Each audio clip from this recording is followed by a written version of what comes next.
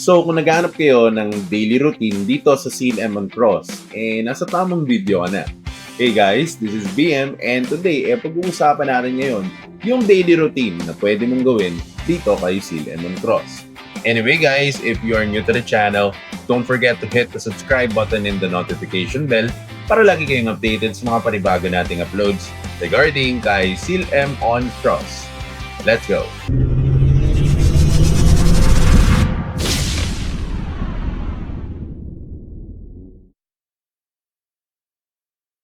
So, welcome back mga tol. No? So today, pag-usapan natin ngayon itong si CLM on Cross.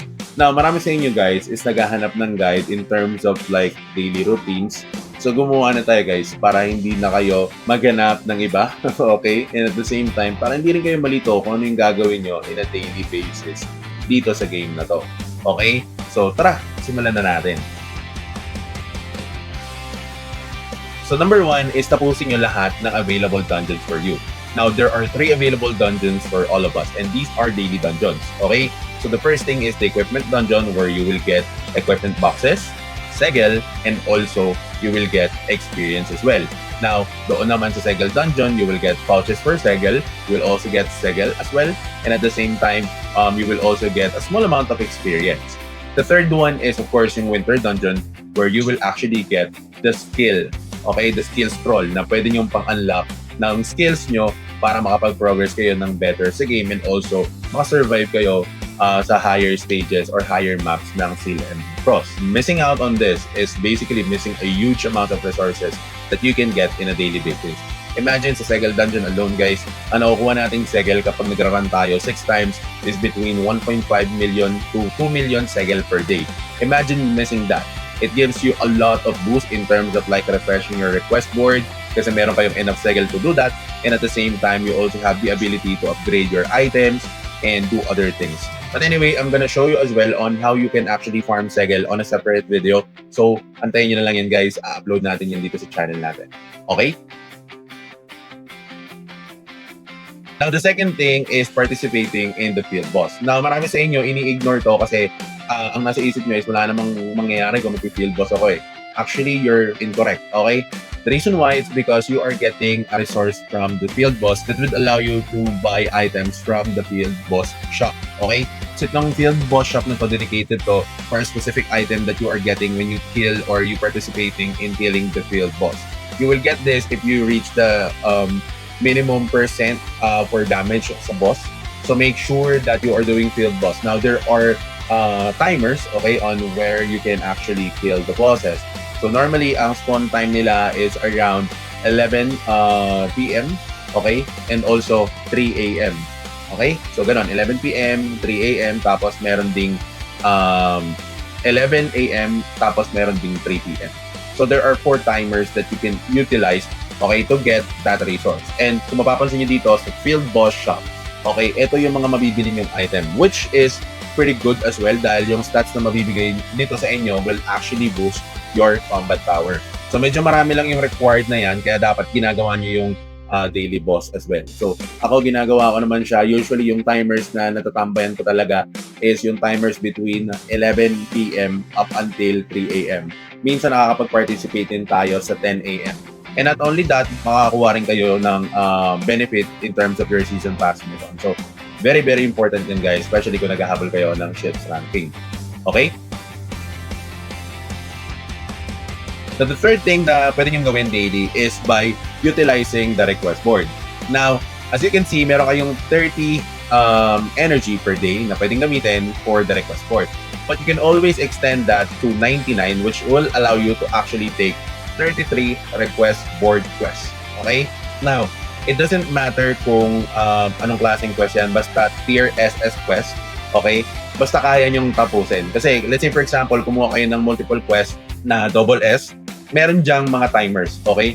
So, if in any case man nakukuha kayo ng ganong quest, make sure that you can definitely kill the mob that is required for you to kill. Now, kung behind kayo, in terms of your progress pagdating sa combat power, mahihirapan kayo, especially when you reach level 40 plus, yung quest dyan, ang ipapakill na sa inyo is around level 45 to level 48 na mob. And mahirap siyang patayin guys, mahirap i-sustain yung damage, so babantayan nyo yung character nyo doon.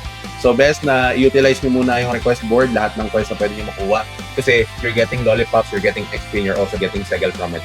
So, lalo ngayon, maganda na gawin yung request board kasi may multiplier yung XP. So better na matapos nyo siya or ma-utilize nyo siya in a daily basis kasi malaki yung ambag niyan sa XP na binibigay sa inyo. So, sana ginagawa nyo siya at sana nire-refresh nyo talaga yan. Okay? Para at least na-utilize nyo yung experience and bumilis yung leveling nyo. Okay?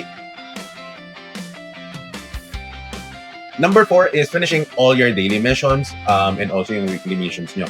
So, bukod sa daily pass missions and also season pass missions, meron din kayong daily missions and weekly missions.